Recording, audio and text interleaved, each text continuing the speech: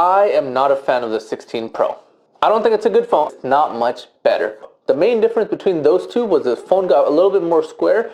The only thing they added was a dynamic island. It's the stupidest thing that they could have possibly added. Alright, what's going on, guys? Welcome back to another video. My name is Hassan and I have been in the phone game for a very long time. Not just the phone game, but the tech game for a very long time.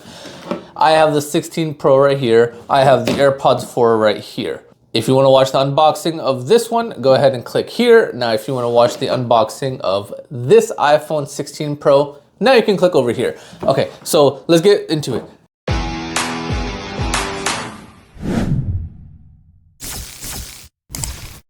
I am not a fan of the 16 Pro.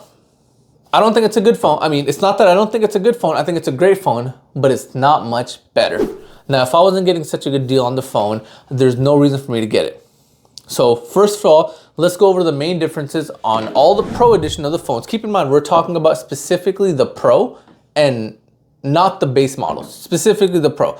So let's get started. Now, let's start off with the 11 Pro to the 12 Pro. The main difference between those two was the phone got a little bit more square, and the biggest change on that one was the 5G network. Aside from that, no change. From the 12 to the 13, they made it 120 hertz screen. Great change. That was my first iPhone after a very long time of not having an iPhone.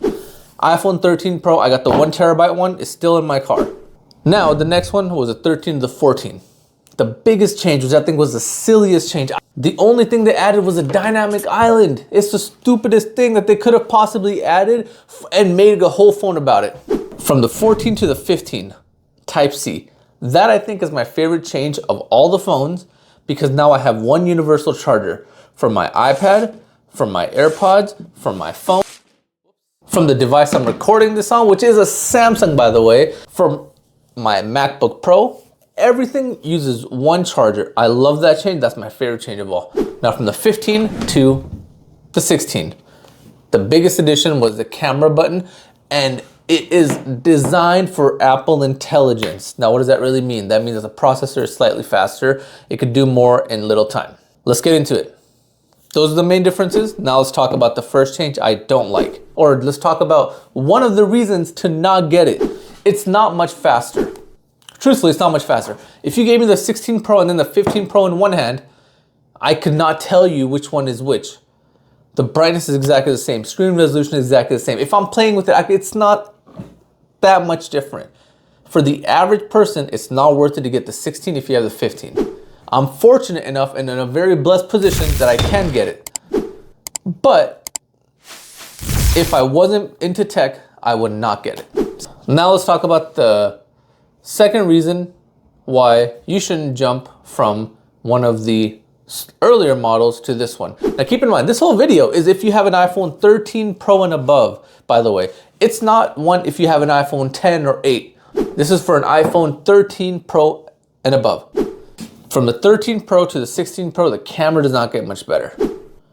Unless you're a professional photographer, it's so hard to tell the difference between the 13 Pro, 14 Pro, 15 Pro, and 16 Pro camera. I have all of them. Maybe I'll make a video, show them taking a picture and have you guys guess on which one is what. If you want me to do that, let me know. But I can tell you right now, there's not much of a difference. Now, the third thing that I think is also the biggest thing, and I wish they changed it more, so it wouldn't be the third reason not to get it, is the battery life. From the 14 Pro to the 15 Pro, there was not a difference in battery life. Matter of fact, go to the applepage.com, apple.com/compare or iPhone compare, whatever it is. Go to the Apple website.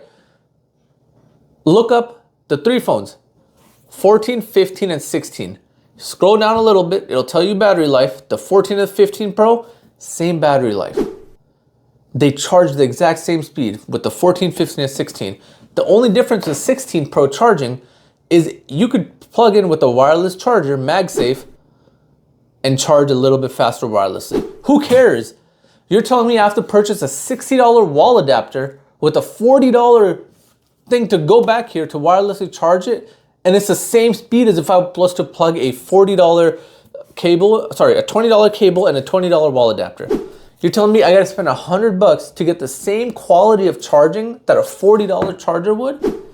Which is still expensive, no doubt. But come on, Apple. Now, at the end of the day, unless you have a very old phone, now by very old, I consider the iPhone regular 10, not the 10s, the 10 and below, very old phones. If you have them, it's worth upgrading. If you are not happy with their reception and you have an iPhone 11, then the 12 and above is worth it. But if you have a 13, 14, and 15, don't get it. It's not worth it. And that'll be it from now. I will see you guys next week. Thank you guys for watching. Take care. Love you. Bye.